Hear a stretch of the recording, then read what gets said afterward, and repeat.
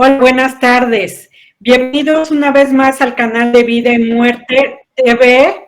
Mi nombre es Laura Nájera y hoy, como siempre, en nuestro programa de mi filosofía de vida ante el duelo, tengo el gran placer de presentarles a ustedes a Marcelo Jorquera, que es una gran persona y que nos va a estar acompañando y dándonos grandes lecciones de vida durante el día de hoy. Bienvenido, Marcelo. Gracias, Laura, por la invitación y la oportunidad de platicar sobre un tema tan importante, contingente y sobre todo íntimo y personal para cada uno, ¿no? Así es. Es un placer nuevamente que estés aquí con nosotros. Si me permites, voy a decir algunas cosas que te competen. Y su nombre es Marcelo Jorquera, es chileno, está casado hace 21 años, es licenciado en kinesiología, también es especialista en rehabilitación de pacientes post-trauma, es pastor de la Iglesia Conexión Vertical aquí en el estado de Querétaro y tiene una licenciatura en teología. Así es. Un sinfín de cosas que nos puedes enseñar en este programa. Bienvenido nuevamente. Ay, gracias. Más que enseñar, espero que podamos tener una plática que pueda ser enriquecedora para todos. Así es. Veme platicando, por favor, de lo que fui diciendo de ti. A ver, háblame de esa parte de kinesiología que ahorita me estabas comentando que equivale a la fisioterapia aquí en México. Sí, soy chileno. En Chile la carrera se llama kinesiología, tiene mucha influencia europea. Y el concepto, acá en México, yo trabajo en una institución también acá en Querétaro, doy clases ahí, y hemos podido ver que está en pañales la profesión, siempre ha estado más vinculada a temas estéticos, te dicen fisioterapeuta y lo primero que te dicen es hazme un masaje. Bueno, eso fue hace 40 años en Chile más o menos. El concepto allá mucho tiene que ver con lo sinestésico y con el uso del movimiento como elemento terapéutico. Entonces fue mucha la influencia sobre todo de la escuela francesa, por eso el nombre de kinesiología, el uso del movimiento para el tratamiento y la rehabilitación, con un muy buen enfoque en la rehabilitación. Hay mucha tradición de la Teletón en Chile, entonces eso hizo que la carrera tomara un lugar dentro de los profesionales de la salud muy bien visto. Así que bueno, pero acá estamos para hacer lo mismo en México, así que eso nos anima. Entonces, ¿es llevar una terapia con movimiento, según lo que te estoy entendiendo? O sea, más que terapia con movimiento es usar los distintos elementos físicos, elementos de actividad física para poder tratar al paciente. Entonces hay elementos de fisioterapia, es como que dentro de la kinesiología está la fisioterapia, que tiene que ver con el uso de ultrasonido, electroestimulación, láser y un montón de elementos, pero hay una gama más amplia de actividad y de áreas de trabajo en la rehabilitación del paciente. Así que esa es una de las áreas a las que nos dedicamos. Ay, qué interesante todo eso. Y esta parte de la rehabilitación de fisioterapia que nos estás platicando, ¿cómo la implementas en tu parte de teología? Mira, ha sido muy interesante el cómo se han dado ciertos aspectos ahí, porque una de mis primeras experiencias fue el conflicto que tenías cuando tenías que rehabilitar un paciente, por ejemplo, que había sufrido la amputación de algún miembro, ¿no? Entonces, era volver a enseñarle a caminar a alguien que ya no tenía su extremidad, o volver a usar todo el tren superior sin un brazo, por ejemplo. Y me daba cuenta que los pacientes con los cuales podías tener un trabajo más integral, su performance era mucho mejor. O sea, en la universidad donde estudié lo que más nos decían es que no tratamos enfermos, tratamos personas y las personas son integrales y todo tiene que ver con todo. Entonces, eso me empujó un poco a decir, oye, ¿qué más hay más allá de tratar a un paciente con una enfermedad? Hay una persona con necesidades sociales, con necesidades emocionales y con necesidades espirituales también. Entonces, ahí empezó una búsqueda y una inquietud por ese lado. Es interesantísimo lo que tú dices, porque cómo hay que hacer las cosas precisamente integrales, ¿no? Muchas veces no sentimos que avanzamos, y yo soy una fiel creyente que sí tenemos que entrar en nuestro desarrollo, en nuestro desenvolvimiento, y sobre todo en un cambio, como bien decías tú, cuando hay alguna mutación, porque muchas veces la gente ubica el duelo nada más con la muerte, y sin embargo, todos los días en la vida vamos teniendo muertes pequeñas, algunas que no son significativas, pero otras que sí lo son, ¿no? Como esta parte que nos estás diciendo de una persona que pierde una extremidad, aparte de tratarle la parte fisiológica, en donde precisamente necesita ejercicios para irse rehabilitando e irse acostumbrando y viviendo con su nueva realidad y situación de vida, pues también hay muchos aspectos que hay que cubrirle a esas personas, ¿no?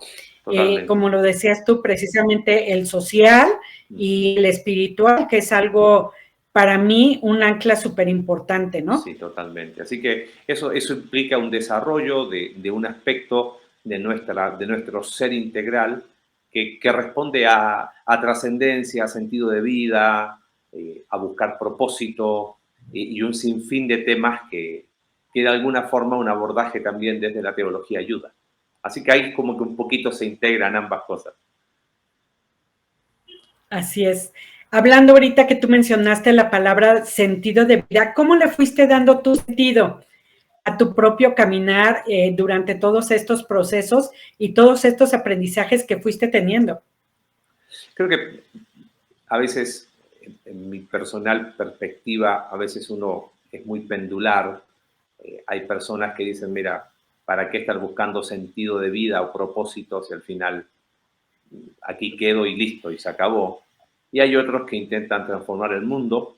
Trabajo mucho con jóvenes y les digo, ustedes quieren cambiar el mundo y no son capaces de limpiar su habitación. Entonces, me parece que ninguno de los dos extremos es bueno. Algo que empecé a darme cuenta es que uno tiene un círculo de influencia y tu primer entorno es tu familia, pero hay un círculo cercano donde tú puedes ser de influencia y puedes ayudar a otras personas, y el sentido de vida yo creo que mucho tiene que ver en lo personal con un sentido de trascendencia, de que hay más que despertarme cada mañana, trabajar, ganar dinero, comer y se acabó. Creo que tenemos la oportunidad de trascender un poquito más allá de nosotros. Y ese es un poquito, pero sin ni con delirios de grandeza, sino con la realidad de que hay un círculo de influencia, hay un espacio en el cual uno puede quizás sumar para una mejor calidad de vida de las otras personas y también de uno, ¿no? Sí, se dice que precisamente ese círculo de influencia que estás diciendo tú es las 5 personas que están más cerca de ti, ¿no? Y muchas veces sí tenemos poder influir sobre ellos y que ellos influyen sobre nosotros por la cercanía que tenemos, ¿no? Y también tener la suficiente distancia para que cada uno vaya trascendiendo según lo que su corazón y lo que su propio camino les vaya señalando. Cuando hablamos de trascendencia, en tus palabras, ¿a qué te refieres con ese término? Yo creo que trascendencia tiene que ver con ir más allá de uno, en el sentido de que hay un otro yo que te valida como persona. Y trascendencia tiene dos sentidos. Tiene un sentido en una dimensión quizás horizontal hacia pares, y después, con relación a tu cosmovisión de vida, para muchos hay un concepto de trascendencia a una vida posterior a la muerte. Entonces, viven una vida donde buscan trascender más allá de sí en este mundo, y conforme a esa cosmovisión o a ese sistema de creencias, también tienen un concepto de trascendencia que va mucho más allá. Todo ser humano creo que tiene un sentido de trascendencia, aunque a lo mejor no lo ve así, solamente que quizás algunos termina con la muerte y para otros trasciende un poco más, ¿no? Así es, me gusta cómo aplicas el término de cosmovisión, ¿no? De algo como más grande, más allá de de muchos niveles y que además se puede describir de muy distintas maneras, ¿no? A tu forma de filosofía de vida y en esta parte de la teología y como pastor de un movimiento, ¿cómo tú transmites este sentido de trascendencia? Mira, de alguna manera, la teología a la cual hago, es más, yo creo que todo ser humano es un teólogo, aunque no lo sabe, porque tiene un concepto de Dios. Aún aquel que dice que no existe o que duda de su existencia, hace teología, hace un ejercicio teológico. Es una cosmovisión basada en lo que la Biblia enseña, en una interpretación gramatical, histórica, conociendo las fuentes primarias, donde no buscamos tomar la Biblia para decir qué sentido tiene para mí, sino es qué quiso decir en su contexto original. Entonces hay que estudiar mucho todo lo que es Medio Oriente y el contexto en el cual fue escrito. Entonces, cuando hablamos de trascendencia, lo hacemos basado en lo que la Biblia enseña, ¿no? El Sermón del Monte, que quizás, o el Sermón de la Montaña, quizás uno de los discursos más conocidos de Jesús, hablaba de no hacer tesoros en la tierra donde hay corrupción, sino pensar en hacer tesoros un poquito más allá de lo que tus ojos ven. Ahí hay un sentido de trascendencia, pero no es algo que yo me invento, no es algo que yo impongo a las personas, sino lo hacemos en un estudio lo más, no sé si la palabra es correcta, científicamente posible de la escritura, en el sentido de hacerlo bajo ciertos parámetros de crítica textual, de tomar la Biblia como un libro histórico y tratar de darle un sentido, reconstruir su sentido allá para poder, para que recién pueda tener sentido en nuestro tiempo.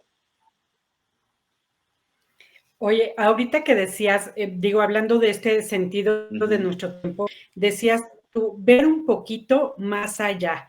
¿Cómo hacemos para ver un poquito más allá? Es complicado, porque si algo hemos aprendido en el contexto en el que trabajo es que no imponemos creencias a otros. No, creo que lo peor que uno puede hacer es establecer que mi creencia es la verdad o que yo soy dueño de una verdad. Simplemente es, crees en una cosmovisión, desde el punto de vista histórico cristiano occidental, sí, crees en lo que la Biblia pueda decir, bueno, animémonos a ver. Y la Biblia transmite un sentido de vida, aún desde el Antiguo Testamento, de que hay una esperanza de vida más allá de la muerte. Creo que lamentablemente se ha construido una tradición alrededor donde a veces hay mucho de especulación y poco, voy a usar una palabra técnica en teología, y poco de exégesis, que es lo que el texto dice, ¿no? Y es más especulativo que exegético. Y a veces, si uno es honesto, no a veces, si uno es honesto, no hay mucho, pero lo que hay nos da evidencia para decir, a la luz de lo que la Biblia dice y los que creemos en una cosmovisión cristiana occidental basada en la Biblia, hay un sentido de vida más allá de esta vida. Y eso sí afecta al presente. Tú lo ves aún desde el punto de vista histórico, ¿no? De qué pasó con los cristianos después del evento histórico de la resurrección de Jesús. Y ahí te das cuenta cómo el sentido de vida presente es impactado por una situación más allá. Entonces, más que enseñarlo desde el punto de vista de mi persona o de mi creencia, buscamos establecer una cosmovisión sustentada en lo que la Biblia dice. Esa palabra tuya me gusta mucho y la voy a adaptar. Eso de cosmovisión. Porque finalmente la verdad es que estamos en una época también muy revolucionada. Hace rato tú comentabas que trabajabas con los jóvenes, ¿no? Y los jóvenes ya traen una visión mucho más amplia, mucho más cosmopolita de lo que estás hablando, ¿no? Y tienen mucho acceso a una cantidad extraordinariamente grande de información por medio de la computadora, por medio de los amigos, por medio de temas que hoy en día son más abiertos y por lo tanto, no sé, corrígeme tú, la manera en que ellos van viendo esta cosmovisión es diferente. ¿Cómo te enfrentas tú a los jóvenes que tienen una visión diferente? Primero, no he aprendido a no tener problemas con personas que piensan diferente. Lamentablemente creo que dentro del mundo, llámalo religioso o el mundo de fe, eh, ha habido una actitud a veces de rechazo. No piensas igual a mí, no comparto contigo. Y la verdad, nosotros creemos que si uno mira la vida de Jesús, Jesús habló con personas de toda clase social, de todo tipo de preparación intelectual, inclusive fue capaz de sentarse a comer con personas que estaban en las antípodas de lo que él creía. Entonces, más bien, al menos es lo que hemos tratado de trabajar en la iglesia donde me desempeño, es de crear espacios para el diálogo abierto sin ser juzgado. Entonces, buscamos tener esos espacios donde nos ha llamado mucho la atención que los jóvenes sí tienen una opinión, solo que a veces, quizás los que no somos tan jóvenes, no permitimos esa expresión, sino que vamos por la vida corrigiéndoles. Entonces, más bien es, yo te escucho. Ahora, como yo te escucho, dame después la oportunidad de ser escuchado. Y ahí entrar en un diálogo. Creo que quizás lo que más necesitamos en este tiempo es entrar en un diálogo abierto, porque cuando no hay una posibilidad de, ¿sabes qué? Me interesa lo que, voy a considerar lo que dices. Ahí puede haber diálogo. Pero si yo ya establezco que con mi interlocutor no voy a aceptar nada de lo que me diga, pues ya es un monólogo, ya no hay diálogo. Ah, qué interesante esta parte de hacer diálogo con los jóvenes, ¿no? Yo tengo dos chicos de 18 y 20 años, casi 21, y sí, ahorita que estás hablando de este tema, qué interesante es precisamente hacer el diálogo, una conversación en donde yo tengo apertura, ¿no? Y de repente decirle, a ver, espérame, igual, y mi forma de pensar, ¿no? O mis creencias, tradiciones, eran o vienen de una base, pero estoy lista para escuchar. Yo de repente les digo a mis hijos, pero espérame, déjame precisamente ir entendiendo esto que me estás comunicando, ¿no? Y acerca de los jóvenes, este tema tan importante de escucharlos, como decías bien, Marcelo, de hacer diálogo con ellos, qué importante es esta parte, porque además ellos con tanta información que traen una manera de educación muy diferente a la que nosotros recibimos, de mucho mayor apertura, y por eso me gusta tu palabra,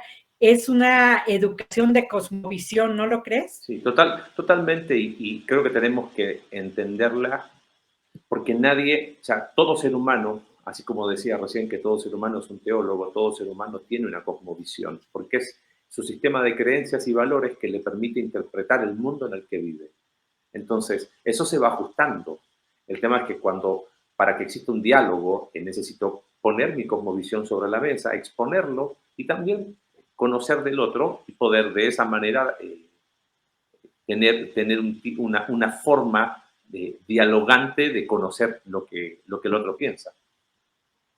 Y hablando precisamente de esta manera que nos dices de pensar diferente, platícame, ¿cómo es aplicado a un duelo? ¿Cómo vives tú un duelo en tu iglesia?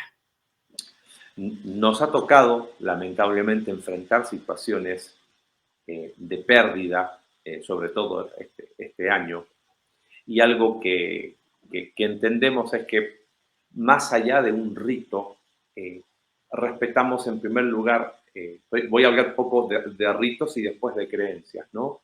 Respetamos mucho Exacto. el deseo de la familia.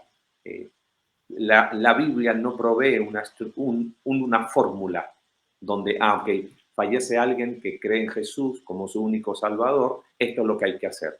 La Biblia no dice nada al respecto.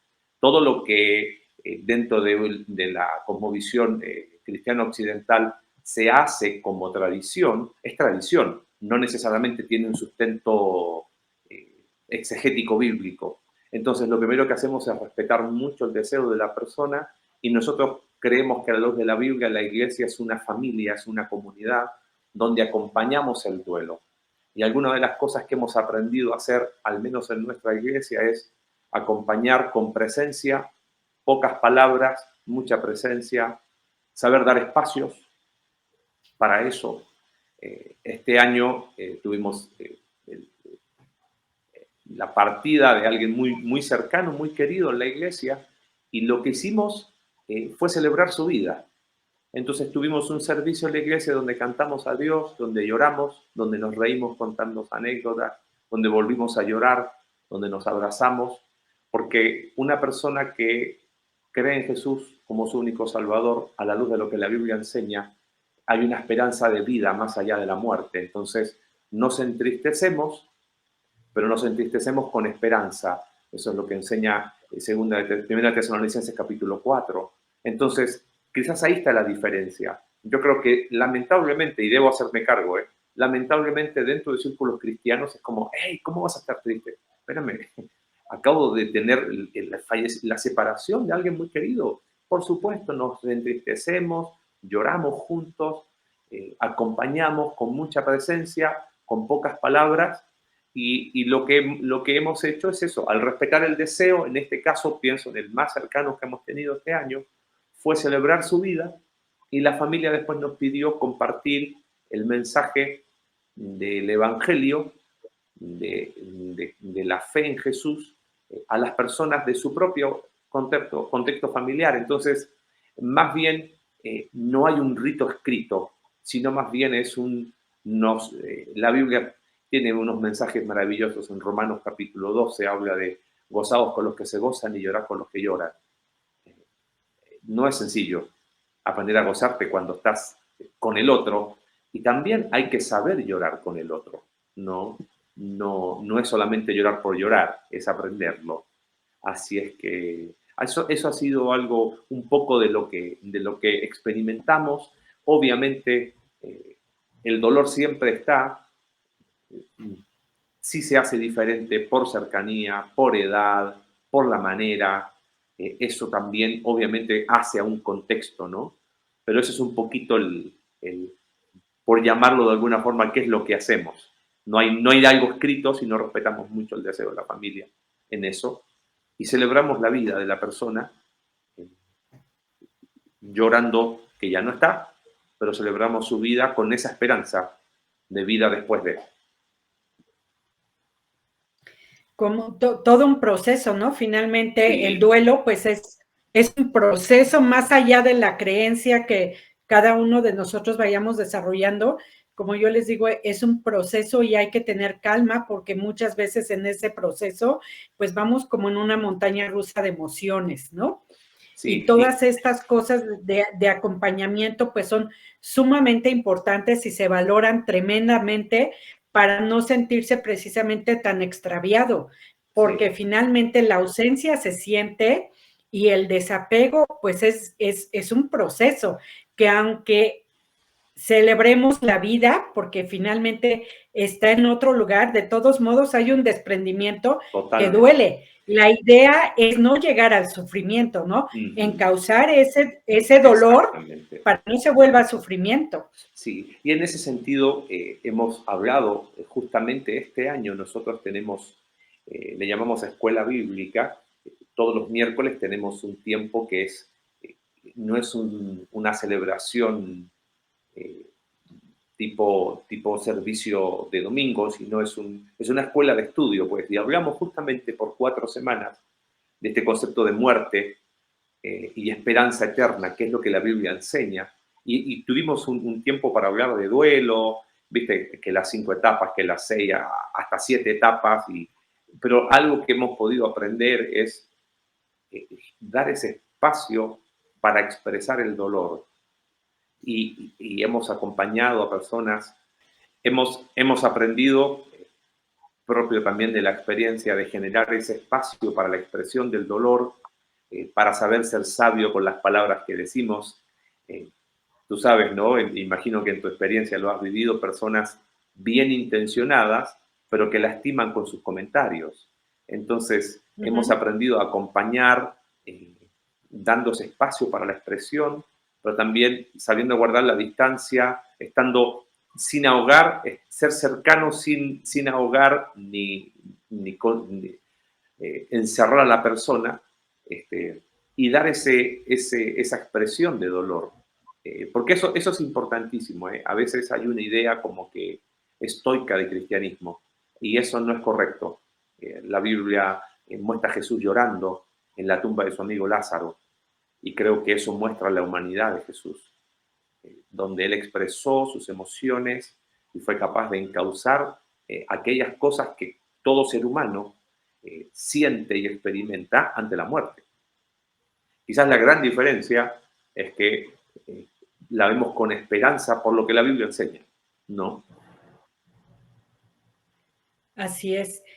Cuéntame cómo has experimentado los duelos de COVID, porque han sido duelos que definitivamente han sido mucho más complejos.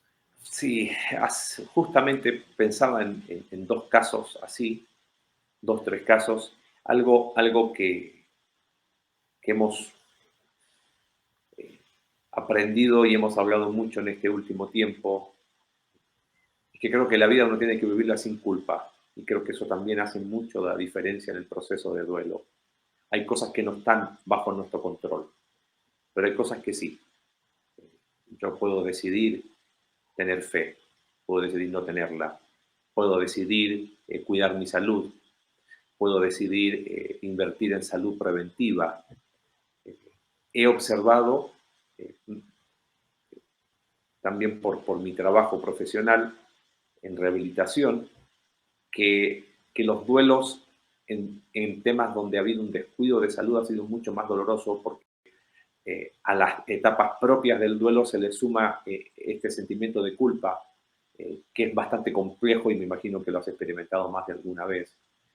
Y creo que pensando que esta situación de pandemia no tiene mucha perspectiva de que termine pronto, creo que es, aún desde el punto de vista como profesional de la salud, es súper importante hacer todo lo que esté al alcance para invertir en salud preventiva, de manera tal de que si en esas situaciones que uno experimenta en la vida toca enfrentar una situación de enfermedad, vivirla sin culpa, ¿no? ¿Qué tema tan importante acabas de tocar? Precisamente esta semana estaba hablando con una persona que me hablaba de la culpabilidad que sentía ante la pérdida de un familiar. ¿Cómo los orientas en tu caso cuando hay culpa? Mira, el tema de la culpa es quizás tan complejo. Cambiamos ciertas palabras porque la Biblia inclusive habla mucho, en Salmo 32, dice que es bienaventurado a quien Dios no inculpa de su pecado, porque en Jesús podemos encontrar ese perdón. Entonces, al entender que la culpa fue cargada por otro, cambiamos la palabra culpa por responsabilidad. Y creo que eso tiene una connotación más práctica, es más adecuada a lo que la Biblia enseña. Y es decir, ok, ¿qué estuvo bajo tu responsabilidad y qué no? Generalmente trabajamos con dos círculos, un círculo pequeño que tiene que ver con responsabilidad, y esas hay que cumplirlas. Hay un círculo más amplio que tiene que ver con nuestras preocupaciones, y ante esas, al menos quienes creemos en Dios, confiamos en Dios en aquellas cosas que no están bajo nuestra responsabilidad. Pero creo que eso ha ayudado mucho a que personas puedan aprender a gestionar esta emoción tan intensa llamada culpa, que termina muchas veces distorsionando y demasiado, ¿no? Y qué interesante palabra estás utilizando, porque muchas veces siento culpa y me estaciono en la culpa, ¿no? Claro. Y entonces intento cambiar los hubiera. Si yo hubiera hecho esto, estaría aquí, si hubiera hecho aquello. Y entonces, finalmente todo eso trae una carga de culpabilidad, ¿no? Lo que yo dejé de hacer y que quisiera hacer para cambiar la realidad que existiendo. Pero Totalmente. me parece súper interesante utilizar esta palabra de responsabilidad, porque a veces hasta nos es cómodo estar en culpa con tal de no ser responsables de lo que tenemos que hacer. La culpa te paraliza. ¿Y sabes qué? ¿Sabes por qué usamos la palabra responsabilidad? Porque es lo que uno ve en la Biblia. Ves que Dios siempre hace al hombre responsable de sus decisiones. En toda la metanarrativa de la Biblia, tú ves a Dios diciéndole, hazte responsable de tus decisiones y nuestras decisiones tienen consecuencias.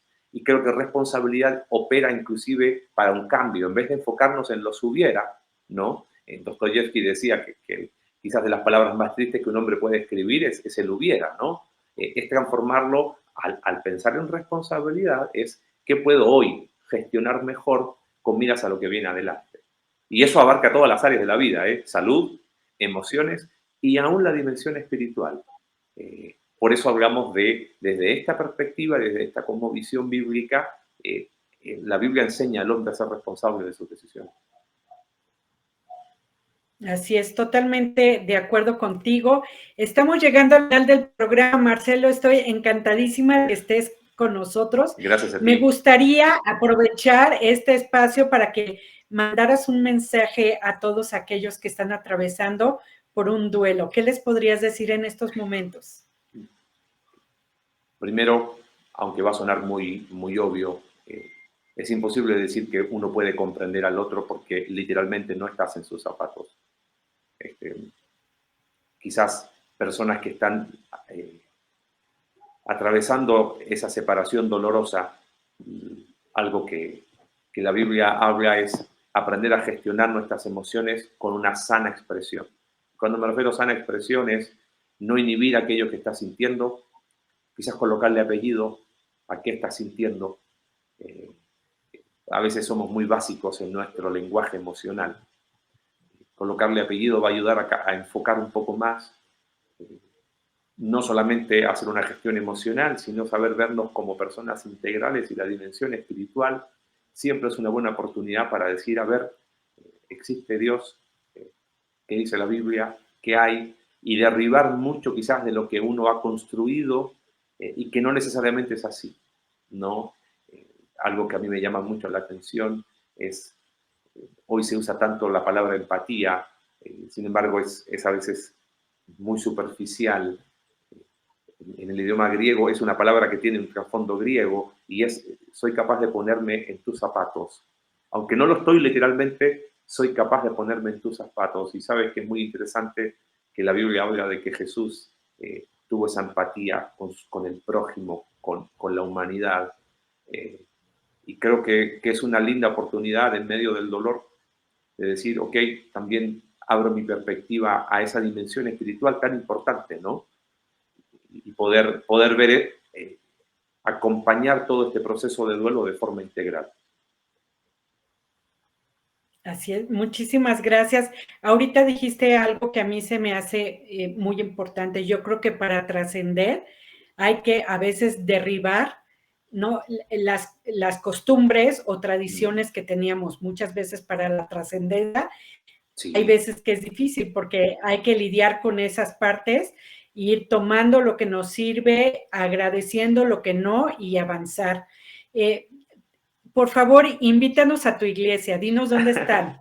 Míranos, estamos acá en Corregidora, la iglesia donde trabajamos y donde esperamos a quienes nos quieran acompañar, está aquí en Corregidora, estamos a 4 cuadras de la pirámide del pueblito, Avenida Miguel Hidalgo, número 62, en una plaza comercial, Plaza Pirámides, ahí estamos, Iglesia Conexión Vertical, estamos en internet, www.icv.mx,